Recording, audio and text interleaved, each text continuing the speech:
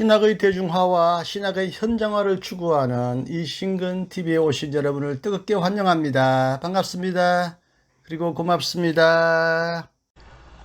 이신근의 책 읽기, 제가 쓴 책 예수의 정체와 의미, 오늘은 9번째입니다. 4장 성육신의 신비, 그 가운데서 2, 성육신은 신앙의 신비를 표현한다.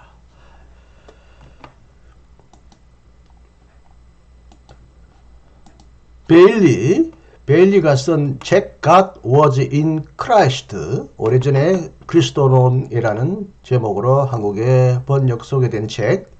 이 책에서 베일리가 다음과 같이 주장했습니다. 하나님의 예수 안에서 육신이 되었다는 말은 합리적인 해명이나 논리적인 설명으로는 해결할 수 없는 일종의 신비, 곧 역설이다. 패러독스다. 종교적 진술에 역설의 요소가 왜 존재할 수밖에 없는가? 유한한 인간의 그 어떤 언어와 사상의 범주로도 하나님을 완전히 해명할 수 없기 때문이다. 우리는 하나님을 객관화할 수 없으며 일종의 객체처럼 사물처럼 그렇게 완벽하게 대상화할 수 없다는 표현이죠. 개념화할 수도 없기 때문이다. 물론 우리는 하나님을 이리저리 개념화합니다. 아버지다, 반석이시다, 사랑이시다, 하나님은 공의롭다, 하나님은 창조자다, 구원자다, 심판자다, 이렇게 개념화하지만 이 개념이 우리가 인간이 만드는 인간의 개념이 하나님에게 완전히 동일하게 똑같이 적용될 수는 없다는 점에서 베일리가 하나님을 개념화할 수 없다고 말해야 하겠습니다. 만약 우리가 그렇게 하려고 노력한다면 곧바로 모순에 빠지게 되며 우리의 사상은 분열되고 여러 진술로 갈라져 결국에는 서로 조화시킬 수 없게 되어 버리게 된다. 기독교 신앙 안에 역설, 신비는 어쩔 수 없이 반드시 존재한다. 이런 뜻이죠.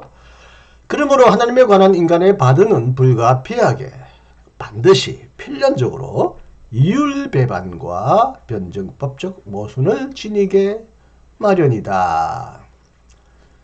이율배반은 모순과 같은 뜻이고요. 변증법은 정과 반이 역설적으로 서로 결합되거나 또 해결식으로 말하면 역설적으로 종합되어 또 새로운 또 모순을 계속 배태하면서 정반합으로 인간의 모든 사상은 전개될 수밖에 없다는 뜻이겠습니다. 이율배반은 인간의 이성이 도달할 수 없는 신비의 존재를 증명한다. 이러한 신비는 종교 경험 안에서 현실화되며 모든 근본적인 교의의 정의는, 모든 근본적인 교리의 정의는 모두 이런 성격을 띠고 있다. 모두라고 말하는 것은 조금 어폐가 있을지 모르겠습니다만 그러나 신비하고 초월적인 하나님에 관한 피조물의 연약한 인간의 설명에는 반드시 이런 역설, 모순이 반드시 존재할 수밖에 없다는 베일리의 주장에 어느 정도 수긍이 갑니다. 성육신의 신비도 바로 이와 같은 역설과 같거나 비슷한 역설이다 라는 것입니다. 칼바르트에 따르면 말씀이 육신이 되었다는 것은 세계의 과정 그 자체의 어떤 계기로 이해되어서는 안 된다. 이것은 인간적 역사의 내적 필연성에 근거하지 않으며 따라서 이러한 필연성으로부터 이해될 수 없다. 말씀, 로고스, 하나님의 아들이 인간의 육신으로 인간의 모습으로 오셨다는 것은 역사의 필연적인 하나의 결과로서 역사 과정의 필연적인 추론으로서 이해될 수 없다는 것입니다. 미리 예견할 수도 없고요. 미리 예견할 수 있는 요청, 그렇게 요청한다거나 또 미리 예견할 수 있는 능력의 근거가 될 수 있는 인간이나 세계의 어떤 상태는 존재하지 않는다. 즉 성육신은 인간이 예견하거나 요청할 수 있는 것은 아니라는 뜻이겠습니다. 그러므로 이것은 창조와 어떤 관계도 맺을 수 없으며 창조의 전개 가능성들 중의 하나로 이해되어서도 안 된다.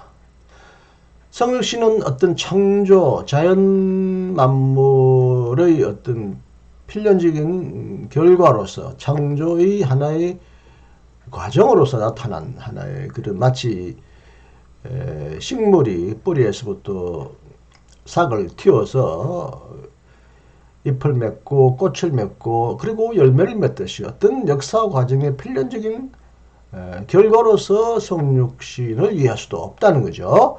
말씀이 육신이 되었다는 것은 피조물의 고유한 운동이 아니라 창조와 구분되는 하나님의 주권적인 통치 행위다. 이것은 세계 안에서 전개될 수 없는 것이다. 곧 새 창조, 새로운 창조다.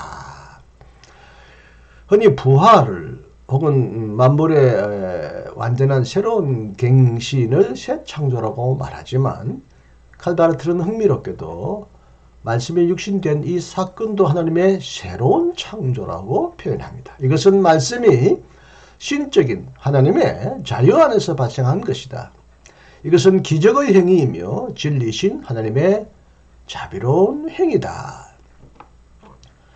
에밀 브룬노도 이렇게 말합니다. 하나님의 영원한 아들이 인간성을 취했다는 것은 역사적인 사건이거나 심지어는 자연적인 사건일 수 없다. 앞에서 칼바르트가 말한 대로 역사적인 필연 과정이나 창조 과정의 하나의 자연스러운 과정이 아니라는 것이죠. 이것은 인간적이고 정신적인 사건과 혹은 자연적이고 인과적인 원인과 결과로 이어지는 사건의 영역 밖에 놓여 있다. 다시 말하면 이것은 원칙적으로 볼 수 없는 사건, 곧 이해할 수도 없고 설명할 수도 없는 사건이다. 이것은 하나님의 신비이고 절대적으로 일회적인 것으로서 유래를 혹은 그와 비슷한 유비를 찾아볼 수 없는 사건이며 그러므로 표상, 인간의 생각, 관념, 개념의 영역 밖에 놓여 있다. 에밀 브룬노의 명저 데어 미틀러, 영어로는 더 미디에이터라고 번역되었나요? 중개자, 중보자 이렇게 말할 수 있겠는데 더 데어 미틀러라는 이 책은 매우 두꺼운 책인데 아쉽게도 아직도 한국에서 번역되어 있지 않습니다. 디트리트 보네퍼도 이렇게 말합니다. 성육신 사건 속에서 우리는 하나님의 무한한 신비를 본다. 우리 때문에 낮은 것으로 오신 하나님, 곧 예수 그리스도 안에 계셨던 하나님은 눈으로 보지 못하고 귀로 듣지 못하고 사람의 마음으로 생각하지도 못하였던 신비스럽고 감춰져 있는 지혜다. 인간을 향한 하나님의 사랑, 인간에게 무한히 다가오신 하나님의 오심은 자신을 사랑하는 자들을 위하여 예비하신 하나님의 신비다. 네, 예수님이 태어나신 성탄절을 기다리는 기간인데요. 마침 이 기간에 맞춰서 예수님의 오심, 탄생, 말씀의 성육신을 여러분에게 소개하게 되었습니다. 오늘 소개했던 이 말씀, 그야말로 성육신이라고 하는 사건을 이해할 수 없는 신비, 하나님의 지혜로 표현하고 있습니다. 이것도 하나의 인간의 개념입니다만 인간이 신비라고 해도 지혜라고 해도 그걸로도 충분히 파악할 수 없는 일종의 기적이고 기적 중의 기적이고 이해할 수 없기 때문에 기적이 아니라 인간이 상상하거나 예상하거나 추론할 수 없는 하나님의 놀라운 사건이라는 점에서 기적이라는 것을 현대신학자들 베일리, 바르트, 브룬노, 보네프는 이구동성으로 그렇게 정언하고 있습니다. 저의 부족한 강의를 끝까지 들어주셔서 감사합니다. 예수의 정체와 의미 계속되어지며 성육신의 신비는 앞으로 또 몇 차례 더 여러분에게 나누어서 설명드리겠습니다. 기대해 주시고 기다려 주시면 대단히 감사하겠습니다. 안녕히 계십시오. 이신근이었습니다.